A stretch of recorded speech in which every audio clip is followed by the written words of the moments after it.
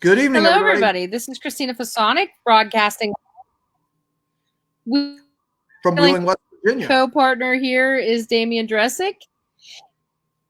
And I'm not in Wheeling, West Virginia. I am in Prosody. No, just me. And I am in my base. And Christina is in her... Right. And I'm in my base. So, did you lose me? You were, let's just say the record was skipping a few times. I think you're a little frozen. So I'm going to talk about how happy I am to be introducing tonight's reader. We have Jamilla Rice, and she dreams of when she can own her own days and write.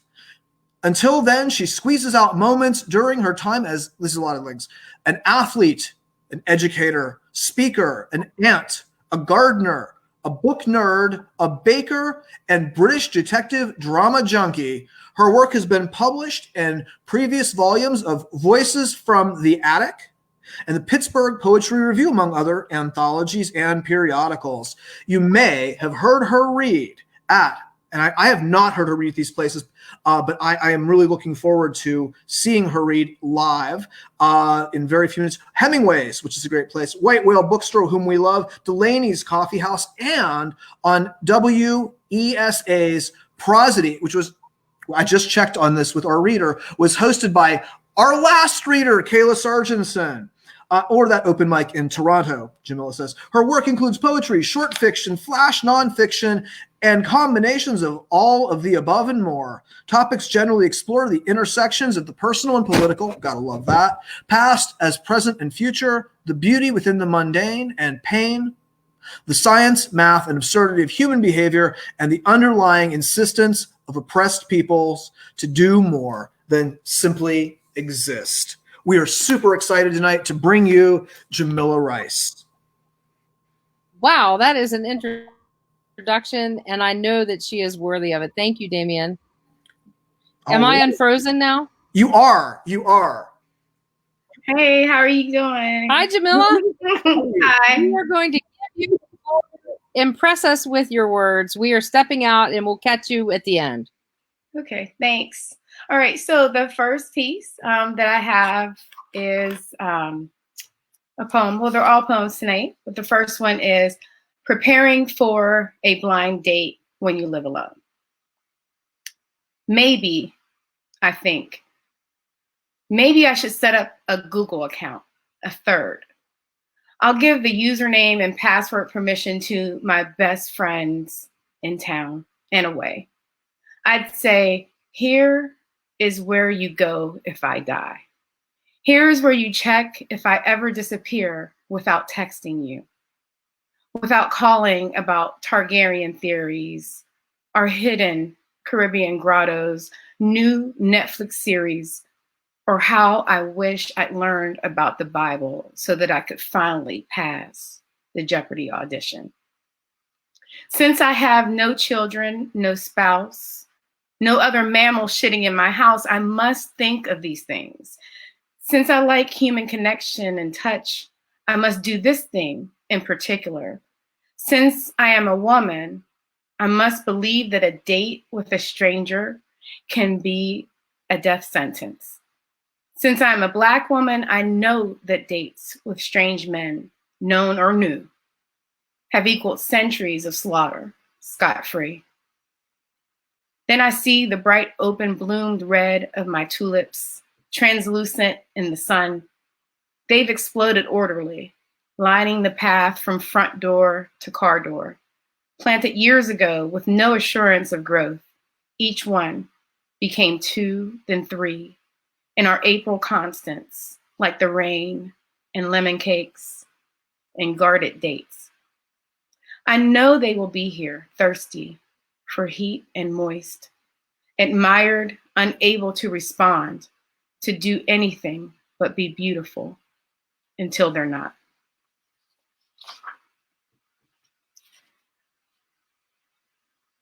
My next poem is untitled.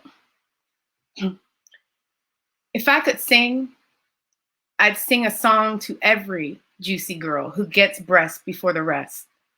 Victim of biology, all the boys and girls and teachers whisper words reserved for 80s microwave popcorn ads. Fast, easy, hot, fresh. I'd hum a hymn of goose-pimpled skin, cartoon nightgown 12-year-olds locking themselves in pop star postered bedrooms so cousins don't pin them down and rub their things on them again. I'd sing a spiritual, low whole notes that catch in your throat like fear when teen neighbors inch hands under rainbow sweatshirts over training bras while the Rockford Files watch elderly aunts in the next room.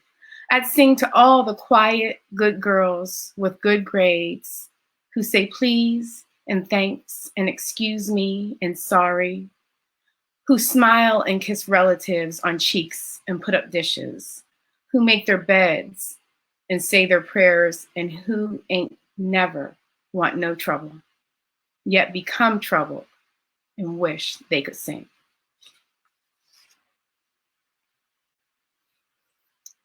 Next poem is Digging, Part 2.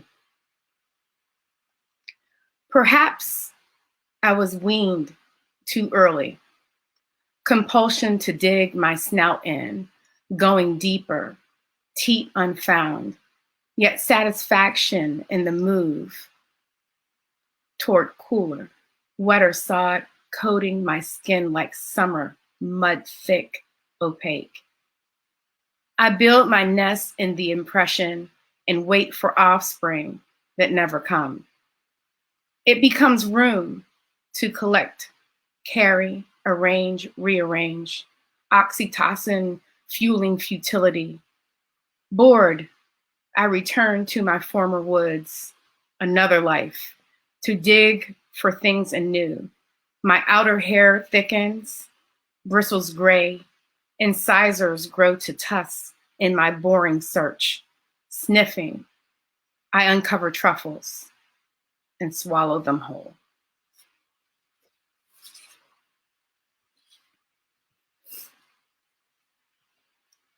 Because I can't make love to you, I make clothing. You like predictability without routine, so I imagine what that means. Busying my hands with the reading of folds, frayed edges to take under, make better. My palms ride the wave of a bend underneath the pattern's curves.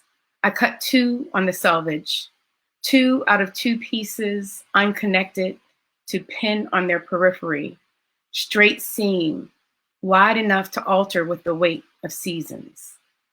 My foot driving the needle's speed once this part done quickly, lifts my toes to slow the thread's tack, to see, feel each push and pull to make it right the first go round.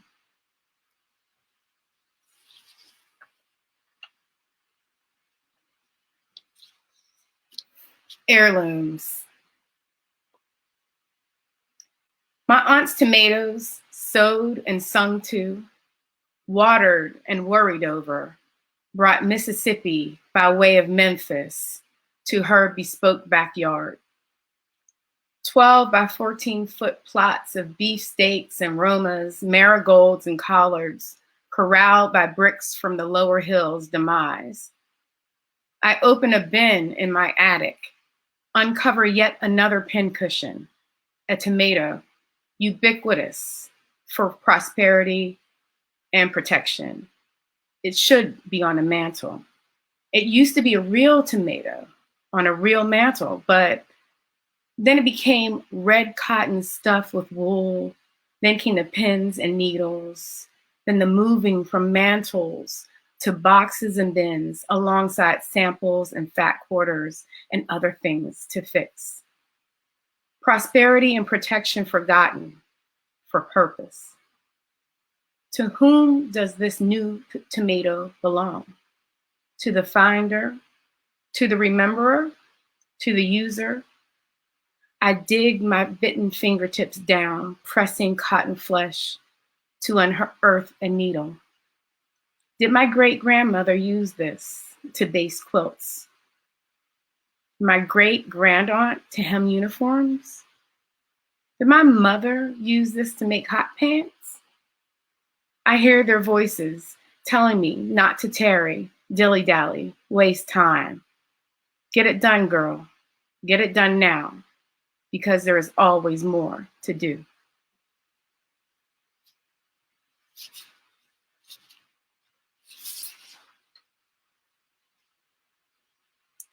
And the last poem I have for today is Hope is My Only Thing. Hope is my only thing. I keep it in my pocket, zip tight, while at work. I unzip and slip my hand inside midday to remind myself it's there, still. Stillness of rest in a restless darkness. I touch its fine feathers, feel for its heartbeat's staccato till mine, newly calm, bass drums along. We make a song. I hum the words in my skin. Love, fight, win. Love, fight, win. Thank you.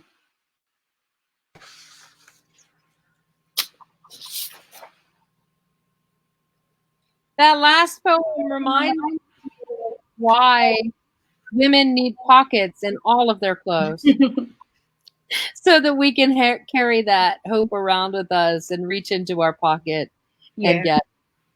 That was wonderful. And shout out to all the juicy girls. Wonderful. Thank you. Thank you.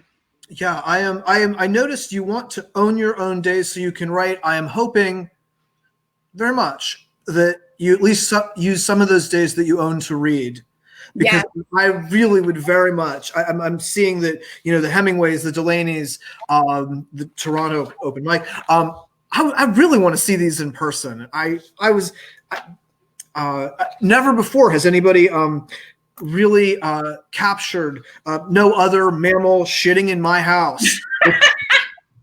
quite the same wonderful joie de vivre there. And truffles. Oh, those are such lovely poems. I can please keep up with us here at the I didn't know anything until James told me. So we if you're coming back to Pittsburgh to read, please let us know. We will have our Twitter, our whatever voice we have to let people know that, you know, that you're around. I definitely want to see you out giving these poems in person. They're such wonderful work. Thank you. I love doing readings. So whenever I get an opportunity, I am there. I make it happen. Such great energy from the crowd, and it always ends up getting another poem or two out of me. So that's why I crave it. But yeah, thank you so much. It's just so important to have poetry right now. You know?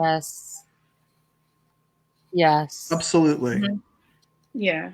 In some ways, it's like the only thing that we've got. That's going. Poetry and poets. And I can't wait to see you read in person. And I am still working on the book. It's happening, you know, but COVID and that move, you know, so. Keep us surprised on that too. I definitely will keep you updated about that as well. Mm-hmm. Well, thank you for taking time to join us tonight. We really appreciate it. Oh, thank you so much for the opportunity. It was great. And it was so nice meeting you. And thank you everyone who is tuning in. I appreciate it. We've got a bunch of people who are commenting. I don't know if you can see. Yeah. Inbox me on Facebook. I'm Jamilla Rice. I don't have like one of those anonymous Jamilla chilling in her house because of COVID, right? You know, or right. Thank you again. Right? No. Okay. Yeah. Thank you. Thank you. Thank you. All right. Have a good day. Sane and healthy, everyone. Okay, bye-bye, everybody. Thanks for tuning in. Bye, everyone. See you on Monday.